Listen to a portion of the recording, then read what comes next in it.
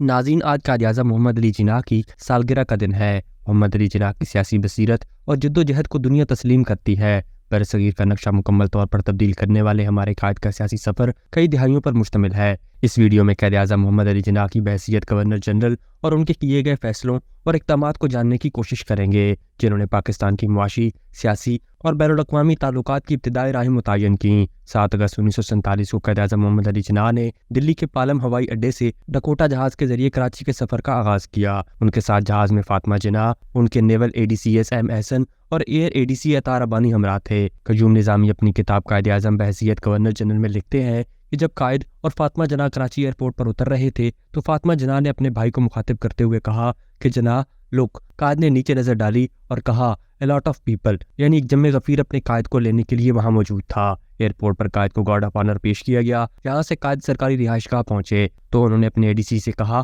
کہ میں نے کبھی اپنی زندگی میں پاکستان کے قیام کی توقع نہیں کی تھی۔ 11 اگست 1947 پاکستان کے ارکان اسمبلی سے خطاب۔ اس خطاب میں پاکستان کو پہلا منشور کہا جاتا ہے۔ اس خطاب میں آپ نے ارکان اسمبلی سے کہا کہ حکومت کا بنیادی کام امن و امان قائم کرنا ہے۔ حکومت کے جان و مال اور ان کے مذہبی عقائد کی مکمل حفاظت بھی حکومت ہی کا کام ہے۔ رشوت، بدعنوانی اور چور بازاری ختم کرنے پر زور دیتے ہوئے انہوں نے کہا کہ آپ ماضی اور باہمی تنازعات کو نظر انداز کرتے ہوئے باہمی تعاون کریں تو لازمی کامیابی ملے گی۔ آپ میں سے ہر شخص، خواہ وہ اس ملک کا پہلا شہری ہو یا آخری، سب کے حقوق اور مراعات اور فرائض مساوی ہیں، قطع نظر اس کے کہ اس کا کس فرقے سے تعلق ہے اور اس کا رنگ، نسل اور عقیدہ کیا ہے۔ 14 اگست 1947 کا تاریخی دن۔ اس دن یعنی 14 اگست بروز جمعرات کو صبح 9 بجے دستور ساز جیمز الفریڈ نے بھی حلف اٹھایا۔ 17 اگست ریڈ کلف ایوارڈ، جس نے پاکستان کا نقشہ ہی بدل دیا۔ ریڈرز ان کشمیر کے مصنف میجر جنرل اکبر خان لکھتے ہیں کہ سب وثوق سے کہہ سکتے تھے کہ کشمیر کی عوام اور اس کا جغرافیائی دونوں پاکستان کے حق میں تھے، لیکن اس وثوق کو پہلا جھٹکا ریڈ کلف ایوارڈ کے اعلان سے ہوا۔ اس کے تحت پاکستان سے ملک کا کچھ ایسا علاقہ انڈیا کو دے دیا گیا جس سے وہ کشمیر اور انڈیا کے درمیان سڑک بنا سکتے تھے۔ اس وقت کشمیر کا دنیا سے رابطہ 2 سڑکوں کے ذریعے تھا اور دونوں پاکستان سے گزرتی تھیں، لیکن اس ایوارڈ کے تحت انڈیا جموں سے کٹھوعہ تک جانے کے لیے سڑک بنا سکتا تھا۔ اس طرح کشمیر کی انڈیا کے ساتھ الحاق میں دشواری کو دور کر دیا گیا۔ 18 اگست قیام پاکستان کی پہلی عید۔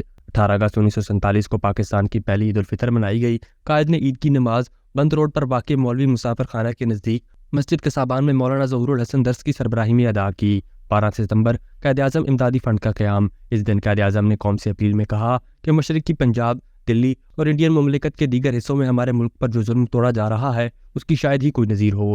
23 اگست 1947 کو کشمیر کے سرکردہ افراد نے ضلع باغ میں منعقد ہونے والے اجتماع میں کشمیر کو ڈوگرا راج سے آزاد کروانے کے لیے مسلح جدوجہد کا فیصلہ کیا اور 27 اکتوبر کی شام کو قائد کو اس خبر سے آگاہ کیا گیا تو انہوں نے جنرل گریسی کو کشمیر میں فوج بھیجنے کا حکم دیا۔ قائد نے جموں کشمیر پر حملے کا حکم دیا۔ 26 ستمبر ویلیکا ٹیکسٹائل ملز کا سنگ بنیاد۔ اس ٹیکسٹائل مل کا سنگ بنیاد قائد نے اپنے ہاتھوں سے رکھا۔ یہ پاکستان کی پہلی کپڑے کی صنعت تھی۔ قائد-اعظم نے فرمایا تھا کہ قدرت نے ہمیں صنعت و حرفت میں کام آنے والے بہت سے خام مال سے نوازا ہے، اب یہ ہمارا کام تھا کہ ہم اسے ملک و قوم کے لیے بہتر مفاد کے لیے استعمال کریں۔ مجھے امید ہے کہ یہ منصوبہ بہت سے نئے کاموں کا پیش خیمہ میں متحدہ کی رکنیت حاصل کی۔ پاکستان 26واں ملک تھا۔ برطانوی مندوب نے پاکستان کی رکنیت کی تجویز دی اور دیگر ممالک نے پاکستان کے حق میں تقاریر کیں۔ رائے شماری میں پاکستان کے حق میں 53 ممالک نے ووٹ دیے اور ایک ملک نے مخالفت کی اور یہ ملک افغانستان تھا۔ 25 دسمبر 1947 قائد کی سالگرہ کا دن۔ بیگم شائستہ اکرم اللہ لکھتی ہیں کہ کرسمس کا وقت بھی قریب تھا جو قائد کی سالگرہ کا دن بھی تھا۔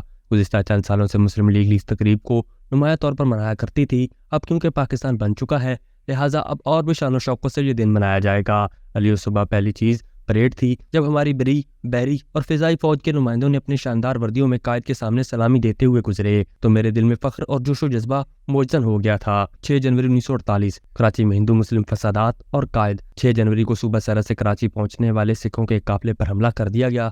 سکھوں کے کریانوں اور مذہبی نعروں سے مقامی افراد مشتعل ہو گئے۔ شہر میں کرفیو لگا دیا گیا۔ 31 جنوری 1948 کو مہاتما گاندھی کے قتل کے سوگ میں پاکستان کے تمام سرکاری دفاتر بند رہے اور قومی پرچم سرنگوں رہا۔ قائد-اعظم نے اپنے تعزیتی بیان میں کہا کہ وہ ان عظیم ترین افراد میں سے ایک تھے جو ہندو قوم نے پیدا کیے۔ 21 مارچ کو قائد نے ڈھاکہ کے ریس کورس میدان میں ایک جلسہ عام سے خطاب کیا۔ انہوں نے پاکستان کی ترقی کے لیے تعصب کو زیر قاتل قرار دیا۔ 24 مارچ کو ڈھاکہ یونیورسٹی کے جلسے کی تقسیم اصلاحات سے خطاب کرتے ہوئے کہا کہ انہوں نے قومی زبان کی بات پھر سے دہرائی اور کہا کہ ہر صوبے کی سرکاری زبان اس کی مقامی زبان ہوگی، لیکن اردو رابطے کی زبان ہے، اس لیے اس پر انہوں نے تنقید کا سامنا کرنا پڑا۔ AK فضل حق نے کہا کہ یہ گورنر جنرل کا کام نہیں، اس کے لیے باقاعدہ ریفرینڈم کرانے کی ضرورت ہے۔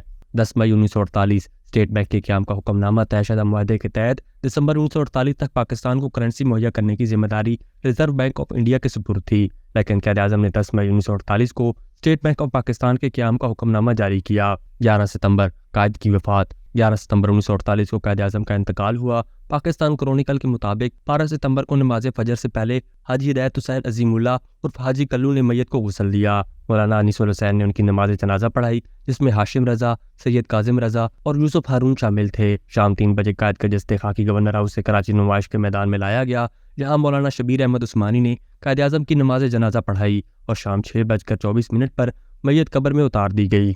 अभी तक के लिए सिर्फ इतना ही। मजीद दिलचस्प और ताज़ा तरीन खबरों से आगाह रहने के लिए हमारे चैनल इस्लामाबाद इंसाइडर को सब्सक्राइब करना मत भूलिए। और अगर हमारी ये वीडियो आपको अच्छी लगी है तो इसे लाइक कर दें और अपनी कीमती राय का इजहार नीचे दिए गए कमेंट सेक्शन में ज़रूर करें।